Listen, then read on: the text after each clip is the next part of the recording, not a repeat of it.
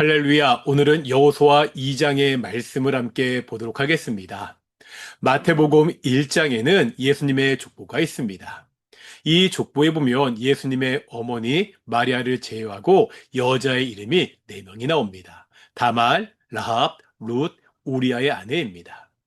마태복음 1장에 나오는 라합이 오늘 우리가 보고 있는 여호수아 2장에 나오는 라합입니다. 이 라합은 본래 어떤 여자죠? 1절에 보면 기생이라고 말하고 있습니다. 기생이라고 번역하니까 예전 조선시대 양반대들과 풍류를 즐기던 황진이 같은 기생을 생각할 수도 있습니다. 하지만 다른 번역 성경에 보면 단순히 창녀라고 번역합니다. 몸을 파는 여자였습니다. 당시 몸을 파는 여자들은 이방 신전에서 일을 하는 경우가 많았습니다. 그래서 어떤 학자들은 라합이 이방 신전에서 제사 드리러 오는 남자들에게 몸을 파는 여자였다고 말하기도 합니다. 이런 라합이 예수님의 족보에 오르는 인물이 되었습니다. 시브리서 11장의 별명은 믿음장입니다. 우리 믿음의 선배들의 이름이 나와 있지요. 이 자랑스러운 믿음의 선배들의 이름 중에 창녀였던 라합의 이름이 들어가 있습니다. 어떻게 라합은 이럴 수 있었죠? 다 아시는 대로 라합은요, 여리고성에 들어온 이스라엘 정탐꾼을 숨겨주었습니다. 시브리서 11장은 믿음으로 평안히 영접했다고 말씀하고 있습니다. 이 라합이 정탐꾼을 숨겨진 이야기를 한번 볼 텐데요. 9절 말씀입니다. 이렇게 말씀하고 있습니다. 말하되 여호와께서 이 땅을 너희에게 주신 줄을 내가 아노라. 9절에 보면 라합이 알았던 것이 있지요. 하나님이 자신이 살고 있는 여리고성을 이스라엘 백성에게 주셨다는 사실입니다. 비록 여리고성이 난공불락의 성이더라도 하나님이 이스라엘 백성에게 주셨다면 성은 함락될 것입니다. 그러면 라합은요, 어떻게 이 사실을 알았죠?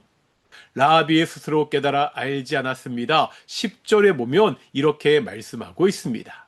이는 너희가 애굽에서 나올 때에 여호와께서 너희 앞에서 홍해 물을 마르게 하신 일과 너희가 유단 저쪽에 있는 아모리 사람의 두 왕 시온과 옥에게 행한 일, 곧 그들을 전면시킨 일을 우리가 들었습니다. 10절 마지막에 보면 들었다는 말이 나옵니다. 라합은 들었습니다. 이스라엘이 애굽에서 나올 때 홍해를 마르게 하신 일을 들었습니다. 아모리 왕 시온과 옥을 전멸시킨 것을 들었습니다. 이것을 듣고 하나님이 하늘에서도 땅에서도 하나님이라는 사실을 알게 되었습니다. 다시 말하면 하나님이 하신 일을 듣고 하나님을 알게 되었다는 거예요. 우린 여기서 한 가지 확인하게 되는 사실이 있습니다. 시브리서 11장에서 라합의 믿음을 이야기했잖아요. 이 믿음은 어디에서 온 거죠? 그냥 하늘에서 떨어져 저절로 믿은 것이 아닙니다. 하나님의 일하심을 들었기 때문입니다. 믿음은 들음에서 난다는 것을 다시 한번 알 수 있습니다. 라합은 이방인이었습니다. 기생이었습니다. 이런 라합도 하나님의 일하심을 들었을 때 믿음이 생겼고요. 하나님의 백성이 되었습니다. 예수님의 족보에까지 이름을 올렸습니다. 든 것이 중요합니다. 그렇기 때문에 우리가 전도해야 됩니다. 왜 우리가 전도해야 되죠? 믿음이 저절로 생기는 것이 아니기 때문입니다.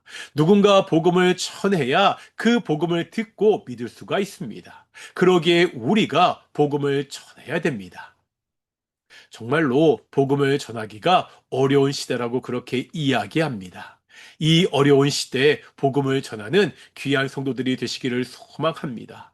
우리가 전한 그 복음을 듣고 믿는 사람들이 생겨나는 귀한 역사가 있기를 소망합니다. 기도하시겠습니다. 거룩하고 존귀하신 아버지 하나님 감사드립니다. 라합은 창녀였지만 하나님의 일하심을 듣고 믿음이 생겨서 믿음의 조상이 되었습니다. 오직 믿음이 들음에서 납니다. 우리가 오직 말씀을 잘 들음으로 우리의 믿음이 자라가게 하시고 내가 받은 그 복음을 전하는 귀한 성도들이 될 수 있도록 인도해 주시옵소서. 감사드립니다. 이 모든 말씀 예수님의 이름으로 기도드렸습니다. 아멘. 마치겠습니다. 샬롬.